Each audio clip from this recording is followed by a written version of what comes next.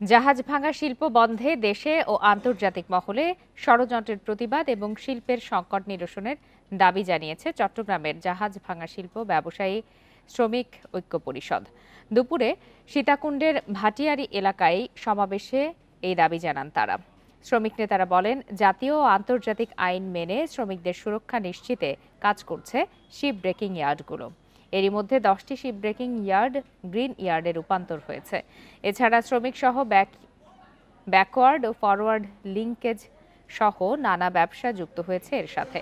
সম্প্রতি এই খাত বন্ধে ষড়যন্ত্র চলছে বলে অভিযোগ করেন নেতারা। পাশাপাশি এই শিল্প নিয়ে সম্প্রতি পরিবেশ উপদেষ্টার বক্তব্য প্রত্যাহারের দাবিও জানান তারা। উপদেষ্টা মহোদয়ের যদি কোনো আপত্তি থাকে, প্রশ্ন থাকে, তাহলে উনি আসুক, উনি শিপইয়ার্ডগুলো পরিদর্শন করে দেখুক আগের শিপইয়ার্ড এবং বর্তমান শিপইয়ার্ডের মধ্যে কতটুকু পরিবর্তন হয়েছে। এই শিল্প বন্ধ হলে হাজারো মানুষের কর্মসংস্থান বন্ধ হয়ে যাবে। উনি বলছে এখানে বনায়ন করার জন্য।